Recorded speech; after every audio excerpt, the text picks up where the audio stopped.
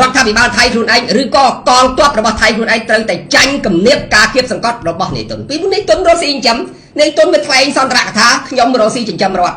បើរដ្ឋអត់ច្រកឲ្យខ្ញុំរស់ទុកច្រកឲ្យខ្ញុំរស់តើខ្ញុំបានលុយណាទៅចិញ្ចឹមរដ្ឋអ្នកឯងនឹងងាប់ដូចតែគ្នានឹងអ្នកឯងអត់ចេះធ្វើស្អីហ្នឹងកម្លាំងតាហ៊ានដឹងតែពីបាញ់ដឹងតែពីបាញ់ដឹងតែពីបោះដឹងតែពីចាយលុយមានចេះធ្វើពាណិជ្ជកម្មណានេះរយៈពេល10ឆ្នាំដែលប្រយុទ្ធច័ន្ទឧចាកាន់អំណាចស្រុកថៃចុះក្រដល់កម្រិតដោយសារអីយកលុយរដ្ឋាភិបាលយកមកចាយអត់ចេះរលុយអត់ចេះធ្វើពាណិជ្ជកម្មចេះតែកេះកាយភ្លើងហ្នឹងរួចហើយចាំបាច់ព្រះមហាក្សត្រថៃឬក៏គណៈបកប្រឆាំងថៃត្រូវតែរុញច្រានត្រូវតែដុកដាំធ្វើម៉េចឲ្យតែហ៊ានចេញពីអំណាចបង្កើតឲ្យមានរដ្ឋាភិបាលស៊ីវិលអាស៊ីវិលនេះគេចូលមកគេចេះរលុយអាពួកនេះអត់ចេះអីទេ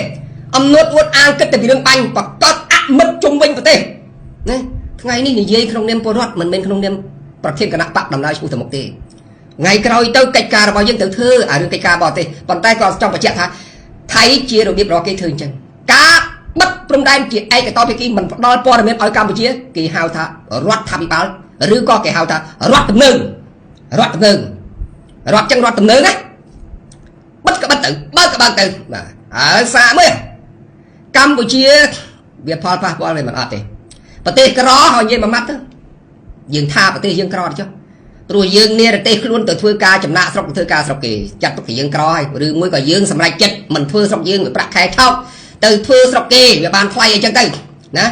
ហើយបើគេបិទហើយត្រឡប់មកវិញទៅត្រឡប់មកផ្ទះយើងវិញអង្គុយចាំមើលស្ថានភាពរបស់ពួកថៃដែលវាបិទព្រំដែនឥឡូវបិទច្រករបៀងហើយបិទច្រកធំបិទចាំមើលអាណាក្តៅក្រហាយចាំមើលអាណាក្តៅក្រហាយ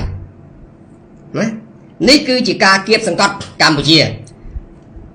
ទី1គម្រាមកម្ពុជាណាខ្ញុំស្ដាប់រដ្ឋមន្ត្រីក្រសួងការបរទេសថាជាសិទ្ធិរបស់កម្ពុជាក្នុងការដាក់ពាក្យបណ្ដឹងទៅតុលាការយុត្តិធម៌អន្តរជាតិយើងអត់មានខ្វល់បើយើងអត់ខ្វល់កម្ពុជាធ្វើហើយដូច្នេះកម្ពុជាពេលនេះកុំឲ្យគ្រាន់តែខ្លាចខាតប្រយោជន៍តិចតួចអារឿងខាតទំនាក់ទំនងកិច្ចការអន្តរជាតិយើងមិនមែនជាអ្នកបង្កឡើងទេភាគីថៃជាភាគីពាក់ព័ន្ធជាអ្នកបង្កឡើងមុនទី1ជាអ្នកនាំកងទ័ពមកទន្ទ្រានលើដីរបស់យើងសួរថាអ្នកណាខុសគាត់ខុសយើងមិនខុសទេភាគីថៃឬក៏ភាគីកងទ័ពថៃជាអ្នកមានកំហុសបើក្នុងករណីចរចាទ្វេភាគីចាំបាច់កងទ័ពត្រូវទុកទីតាំងនេះឲ្យគណៈកម្មការចម្រុះព្រំដែនជាអ្នកដោះស្រាយមិនត្រូវចូលមកទន្ទ្រានបើចូលមកទន្ទ្រានក៏ដោះស្រាយអត់ចេញចូលមកទន្ទ្រានមិនដោះស្រាយចេញចូលមកវាមានវិវាទគ្នាឲ្យដោះស្រាយវាមិនបើសិនជាសម្រេចចិត្តអញ្ចឹងរដ្ឋាភិបាលត្រូវដកថយទាំងសងខាងមិនមែនឲ្យឯងដក200ម៉ែត្រអីគេមិនដកចាញ់ព្រៀបគេធ្វើមិនកើតអញ្ចឹងត្រូវយកគណៈកម្មការព្រំដែននេះទៅដាក់នៅកណ្ដាលយកសំណើនេះទៅដាក់នៅកណ្ដាលចរចាដើម្បីបោះប្រគល់ព្រំដែនឲ្យរួចបើវាចេះបោះរួចតាំងពីយូរណាថៃវាមិនទាន់ល្ងងទេថៃវានៅឆ្លាតកុំបោះអាកន្លែងហ្នឹងព្រោះបោះអាកន្លែងហ្នឹងអត់កើតកន្លែងហ្នឹងជាកន្លែងចំនួនកន្លែងហ្នឹងកន្លែងប្រទើងប្រទះគ្នាហើយយើងមួយថ្ងៃលួចបានតែកន្លះមីលីម៉ែត្រក៏ល្អដែរអញ្ចឹងហើយព្យាយាមបង្បញ្ហាហ្នឹងកុំឲ្យធ្វើទៅរួចឥឡូវយើងវិលថយក្រោយវិញអំពីការបិទដោយជាឯកតោភាគីដោយមិនឲ្យតំណែងទៅណា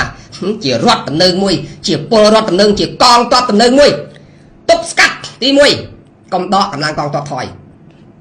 ទី2រៀបចំឯកសារខ្ញុំនៅពីក្រោយរហូតបាទនៅពីក្រោយប្រជាជនកម្ពុជា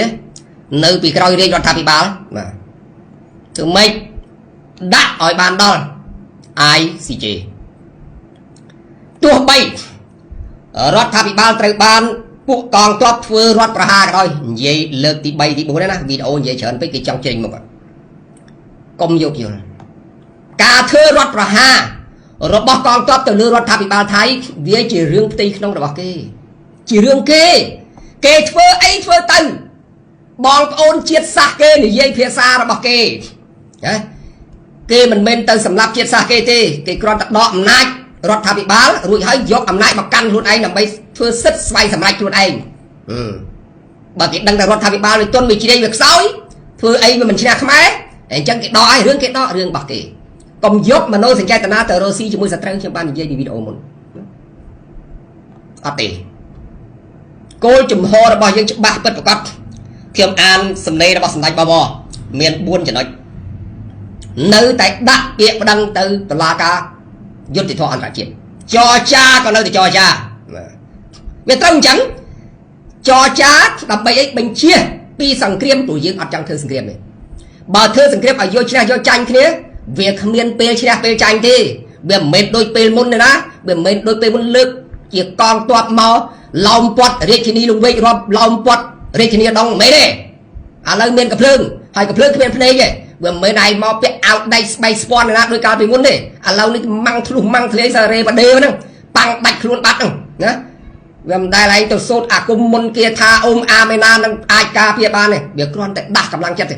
ចឹងហើយចរចាឥឡូវនេះគេបិទច្រកការចរចាជាការគម្រាមរបស់គេជាការគម្រាមរបស់គេហើយអំណាចរបស់រដ្ឋាភិបាលសប្តាហ៍នេះវាសើតែអត់មានណាអញ្ចឹងខ្ញុំគិតណាអាបិទព្រំដែននេះគឺវាបញ្ជាលើយោធាពីព្រោះមិញនេះសារព័ត៌មានដែលខ្ញុំแชร์ទៅមិញនេះណាមេភូមិភាគ2គេនិយាយត្រូវបាត់គឺបាត់បាទមេភូមិភាគ2គេអានោះឈ្មោះវាអាស្លក់នៃតែម៉ៅរួមចង់ងាប់បាទនោះបាទអាមេញុះញង់អានោះត្រូវបាត់ទៅកម្ពុជាត្រៀមខ្លួនណាកម្ពុជាត្រៀមខ្លួនស៊ីតំណែងវៀតណាមស៊ីតំណែងឡាវស៊ីតំណែងម៉ាឡេស៊ីស៊ីតំណែងអីសោះតាឬក៏រៀនរស់ខ្លួនឯងកូនផលិតរបស់ខ្លួនឯងស៊ីខ្លួនឯង